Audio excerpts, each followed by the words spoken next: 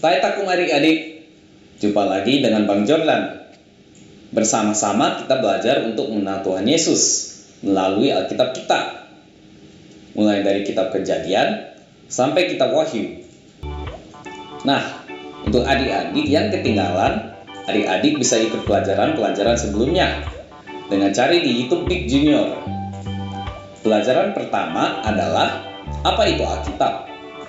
Lalu pelajaran secara keseluruhan tentang Perjanjian Lama dan Perjanjian Baru. Lalu, jika adik-adik ada pertanyaan atau usulan, silakan adik-adik chat WA ke nomor di layar ini. Adik-adik juga bisa minta materi-materi dari tiap pelajaran ke nomor WA tersebut. Nanti, kakak-kakak di Tai Takum Junior akan forward materi secara elektronik.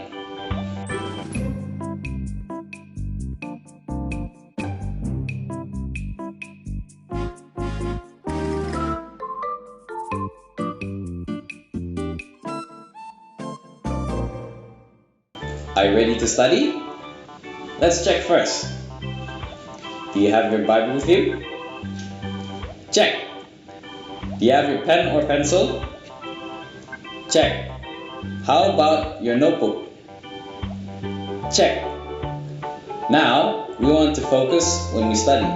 So when we study, no toys, no food, and no drinks. Great. Then you are ready. Let's pray before we start. Dear Lord Jesus, thank you for giving us time to study our Bible. Give us ears that listen and an understanding heart. Thank you, Jesus. In your name we pray. Amen. Yes, sekarang kita baca dari Keluaran 27 dan 28 bersama teman-teman kita, Evan dan Bella. Baca yang keras ya.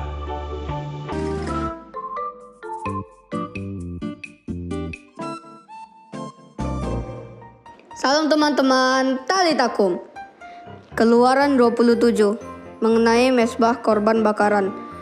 Haruslah engkau membuat mezbah dari kayu penaga, 5 hasta panjangnya dan 5 hasta lebarnya, sehingga mezbah itu 4 persegi, tetapi 3 hasta tingginya. Haruslah engkau membuat tanduk-tanduknya pada keempat sudutnya. Tanduk-tanduknya itu haruslah seiras dengan mezbah itu, dan haruslah engkau menyalutnya dengan tembaga. Juga harus engkau membuat kuali-kualinya, tempat menaruh abunya, dan sodok-sodoknya, dan bokor-bokor penyiramannya, garpu-garpunya, dan perbaraan-perbaraannya, semua perkakasnya, itu harus kau buat dari tembaga. Haruslah engkau membuat itu kisi-kisi, yakni jala-jala tembaga. Dan pada jala-jala itu haruslah kau buat 4 gelang tembaga pada keempat ujungnya. Haruslah engkau memasang jala-jala itu di bawah jalur mezbah itu, mulai dari sebelah bawah sehingga jala-jala itu sampai setengah tinggi mezbah itu. Haruslah engkau membuat kayu-kayu pengusung untuk mezbah itu, kayu-kayu pengusung dari kayu penaga, dan menyalutnya dengan tembaga. Kayu-kayu pengusungnya itu haruslah dimasukkan ke dalam gelang-gelang itu, dan kayu-kayu pengusung itu haruslah ada pada kedua rusuk mezbah itu. Itu waktu mezbah itu diangkut. Mezbah itu harus kau buat berongga dan dari papan, seperti yang ditunjukkan kepadamu di atas gunung itu. Demikianlah harus dibuat mezbah itu. Mengenai pelataran, haruslah engkau membuat pelataran kemah suci. Untuk pelataran itu pada sebelah selatan harus dibuat dari layar, dari lenan halus yang dipintal benangnya, 100 hasta panjangnya pada sisi yang satu itu. Tiang-tiangnya harus ada 20 dan alas-alas tiang itu harus 20 dari tembaga. Tapi kaitan-kaitan tiang itu dan penyambung-penyambungnya harus dari perak. Demikian juga pada sebelah utara pada panjangnya. Harus ada layar yang 100 hasta panjangnya. Tiang-tiang harus ada 20 dan alas-alas tiang itu harus 20 dari tembaga. Tetapi kaitan-kaitan tiang itu dan penyambung-penyambungnya harus dari perak. Dan pada lebar pelataran itu pada sebelah barat harus ada layar yang 50 hasta dengan 10 tiangnya dan 10 alas tiang itu. Pelebaran lataran itu yaitu bagian muka pada sebelah timur harus 50 hasta, yakni 15 hasta layar untuk sisi yang satu di samping pintu gerbang itu dengan 3 tiangnya dan 3 alas tiang itu, dan juga untuk sisi yang kedua di samping pintu gerbang itu 15 hasta layarnya dengan 3 tiang dan 3 alas tiang itu. Tetapi untuk pintu gerbang pelataran itu tirai 20 hasta dari kain ungu tua dan kain ungu muda, kain kirmizi dan dari lenan halus yang dipintal benangnya, tenunan yang berwarna-warna dengan 4 tiangnya dan 4 alas tiang itu. Segala tiang yang mengelilingi pelataran itu haruslah dihubungkan dengan penyambung-penyambung perak, dan kaitan-kaitannya harus dari perak dan alas-alasnya dari tembaga. Panjang pelataran itu harus 100 hasta, lebarnya 50 hasta, dan tingginya 5 hasta. Dari lenan halus yang dipintal benangnya dan alas-alasnya harus dari tembaga. Adapun segala perabotan untuk seluruh perlengkapan kemah suci dan juga segala patoknya dan segala patok pelataran semua harus dari tembaga. Mengenai minyak untuk lampu, haruslah kau perintahkan kepada orang Israel supaya mereka membawa kepadamu minyak zaitun tumbuk yang murni untuk lampu, supaya orang dapat memasang lampu agar tetap menyala di dalam kemah pertemuan di depan tabir yang menutupi tabut hukum. Haruslah Harun dan anak-anaknya mengaturnya dari petang sampai pagi di hadapan Tuhan. Itulah suatu ketetapan yang berlaku untuk selama-lamanya bagi Israel turun-temurun. Amin. Talitakum. Salam teman-teman, Talitakum. Keluaran 28 mengenai pakaian imam. Engkau harus menyuruh abangmu Harun bersama-sama dengan anak-anaknya datang kepadamu dari tengah-tengah orang Israel untuk memegang jabatan imam bagiku. Harun dan anak-anak Harun yakni Nadab, Abihu, Eleazar, dan Itamar. Haruslah engkau membuat pakaian kudus bagi Harun abangmu sebagai perhiasan kemuliaan. Haruslah engkau mengatakan kepada semua orang yang ahli, yang telah kupenuhi dengan roh keahlian, membuat pakaian Harun untuk menguruskan dia, supaya dipegangnya jabatan imam bagiku. Inilah pakaian yang harus dibuat mereka: tutup dada, baju efod, gamis, kemeja yang ada raginya, serban, dan ikat pinggang. Demikianlah mereka harus membuat pakaian kudus bagi Harun abangmu dan bagi anak-anaknya, supaya ia memegang jabatan imam bagiku. Untuk itu, haruslah mereka mengambil emas, kain ungu tua, dan kain ungu muda, kain kirmisi, dan lenan halus. Baju efod itu harus dibuat mereka dari emas, kain ungu tua, dan kain ungu muda, kain kirmisi, dan lenan halus yang dipintal benangnya buatan seorang ahli. Haruslah ada baju efod itu 2 tutup bahu yang disambung kepadanya. Pada kedua ujungnya lah harus baju efod itu disambung. Sabuk pengikat yang ada pada baju efod itu haruslah sama buatannya dan seiras dengan baju efod itu, yakni dari emas, kain ungu tua, kain ungu muda, kain kirmisi, dan lenan halus yang dipintal benangnya. Haruslah kau ambil 2 permata krisopras dan mengukirkan nama para anak Israel pada permata itu. 6 dari nama mereka itu pada permata yang pertama dan ke-6 nama lagi pada permata yang kedua, menurut urutan kelahirannya. Seperti buatan seorang pengasah permata, diukirkan seperti meterai, demikianlah harus kau ukirkan pada kedua permata itu nama para anak Israel dililit dengan ikat emas, harus kau buat permata itu. Kemudian, haruslah kau taruh kedua permata itu pada kedua tutup bahu baju efod sebagai permata peringatan untuk mengingat orang Israel. Maka ke hadapan Tuhan, haruslah Harun membawa nama mereka di atas, kedua tutup bahunya menjadi tanda peringatan. haruslah kau buat ikat emas, dan 2 untai dari emas murni sebagai utas haruslah kau buat itu, yang buatannya sebagai tali berjalin, dan haruslah kau pasang untai berjalin itu pada ikat itu. Haruslah engkau membuat tutup dada pernyataan keputusan buatan seorang ahli. Buatannya sama dengan baju efod, demikianlah harus engkau membuatnya, yakni dari emas, kain ungu tua, kain ungu muda, kain kirmizi, dan linen halus yang dipintal benangnya, haruslah engkau membuatnya. Haruslah itu 4 persegi, lipat 2, sejengkal panjangnya dan sejengkal lebarnya. Haruslah kau tatah itu dengan permata tatahan, 4 jajar permata yaspis merah, krisolit, malakit, itulah jajar yang pertama. Jajar yang kedua, permata darah, lazurit, yaspis hijau. Jajar yang ketiga, permata ambar, akik, kecubung. Jajar yang keempat, permata pirus, krisopras, dan nefrit. Dengan berikatkan emas, demikianlah permata-permata itu dalam tatahannya.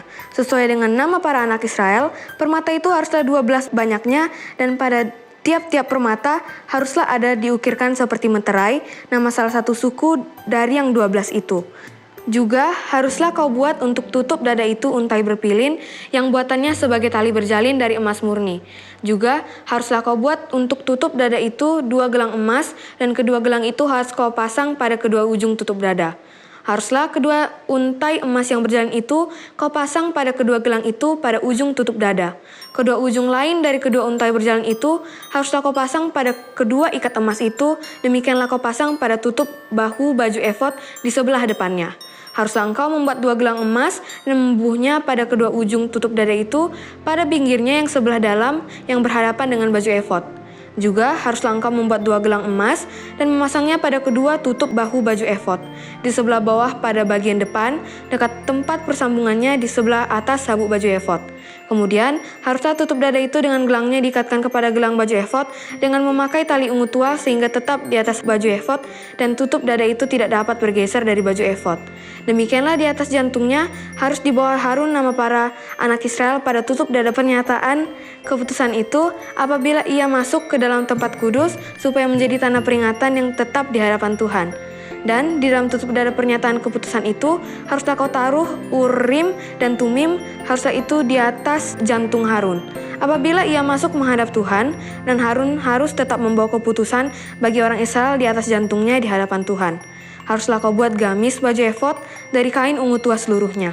Lehernya haruslah di tengah-tengahnya, lehernya itu harus mempunyai pinggir sekelilingnya, buatan tukang tenun seperti leher baju zirah haruslah lehernya itu supaya jangan koyak.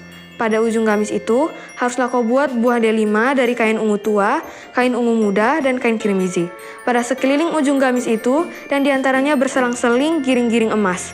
Sehingga 1 giring-giring emas dan 1 buah delima selalu berselang-seling pada ujung gamis itu.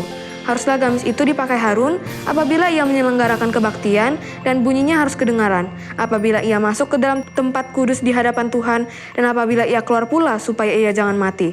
Juga haruslah engkau membuat patam dari emas murni, dan pada patam itu kau diukirkan seperti meterai, kudus bagi Tuhan. Haruslah patam itu engkau beri bertali ungu tua, dan haruslah itu dilekatkan pada serban di sebelah depan serban itu. Patam itu haruslah ada pada dahi Harun, dan Harun harus menanggung akibat kesalahan terhadap segala yang dikuduskan oleh orang Israel, yakni terhadap segala persembahan kudusnya. Maka haruslah patam itu tepat ada pada dahinya, sehingga Tuhan berkenan akan mereka. Haruslah engkau menenun kemeja dengan ada raginya dari linen halus, dan membuat serban dari linen halus, dan haruslah kau buat ikat pinggang dari tenunan yang berwarna-warna. Juga bagi anak-anak Harun, haruslah kau buat kemeja-kemeja, dan haruslah kau buat ikat-ikat pinggang bagi mereka, dan destar-destar haruslah kau buat bagi mereka untuk menjadi perhiasan kemuliaan. Maka semuanya itu haruslah kau kenakan kepada abangmu Harun bersama-sama dengan anaknya, kemudian engkau harus mengurapi, mentabiskan dan menguduskan mereka, sehingga mereka dapat memegang jabatan imam bagiku. Buatlah celana-celana lenan bagi mereka untuk menutupi daging auratnya. Celana itu haruslah dari pinggang sampai paha panjangnya. Harun dan anak-anak haruslah memakainya apabila mereka masuk ke dalam kemah pertemuan, atau apabila mereka datang ke mezbah untuk menyelenggarakan kebaktian di tempat kudus, supaya mereka jangan membawa kesalahan kepada dirinya lalu mati. Itulah suatu ketetapan untuk selama-lamanya baginya dan bagi keturunannya. Amin. Talitakum.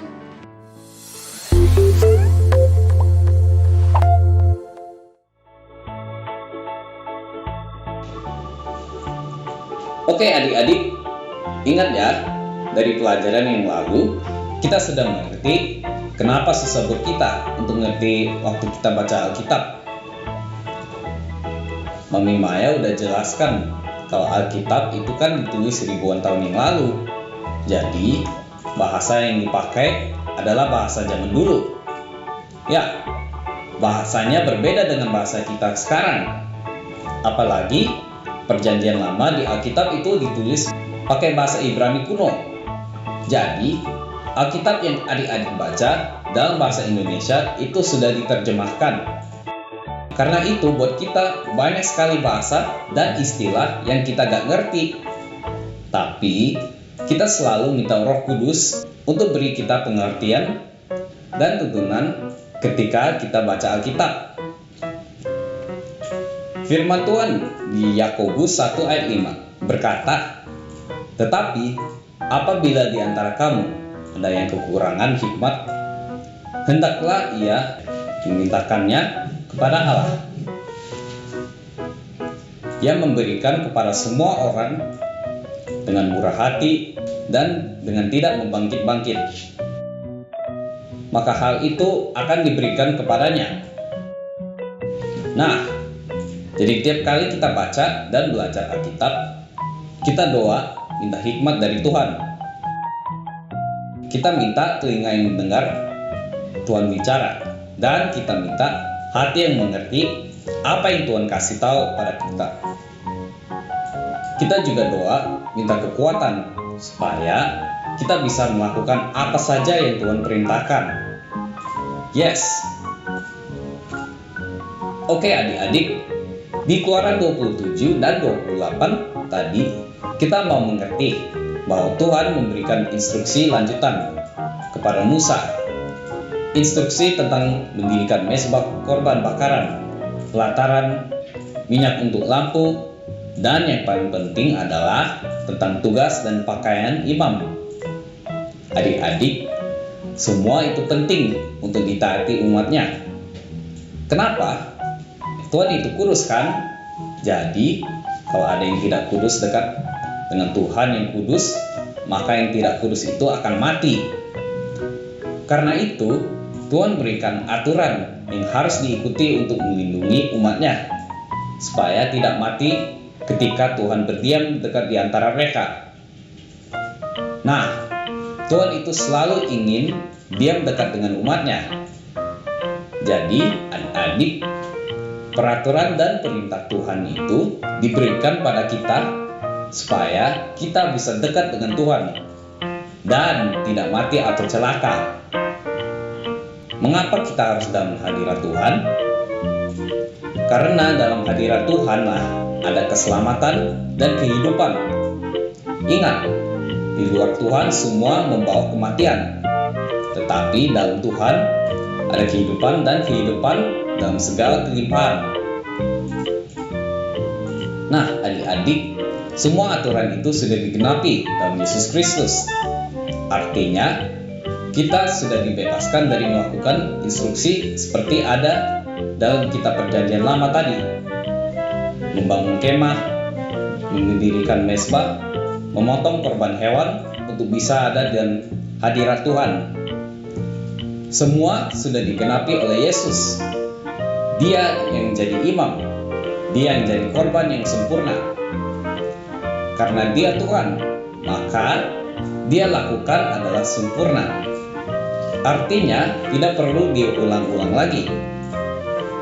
Ibrani 10 ayat 10 berkata, "Dan karena kehendaknya, inilah kita telah dikuduskan satu kali untuk selama-lamanya oleh persembahan tubuh Yesus Kristus." Tapi adik-adik, artinya bukan kita tidak perlu lagi mengikuti peraturan dan perintah Tuhan. Kita memberi diri kita supaya tetap ada dalam Kristus. Sebab jika kita berada di luar Kristus, maka kita berada dalam dunia. Kita tidak perlu lagi untuk membangun mezbah korban atau membuat peralatan untuk ibadah kita. Tetapi sekarang kita tetap tinggal di dalamnya dengan cara terus belajar firman-Nya, terus berdoa dan melakukan firman-Nya. Nah, adik-adik, Kalian mau kan untuk tetap dalam hadiratnya? Yuk kita berdoa. Ikuti doa Abang Jordan ya. Tuhan Yesus, terima kasih karena Engkau sudah tebus kami dari hukuman dan berikan kami berkat kehidupan kekal. Berikan kami hati yang semakin mengerti akan kasih-Mu dan mengenal Engkau lebih dalam lagi. Kami mau hidup di dalam Engkau. Haleluya. Amin. Alright, adik-adik, remember to keep reading your Bible, to keep praying, and to be a blessing for other people. See you on our next lesson. Tayo takum. Yes, yes, yes.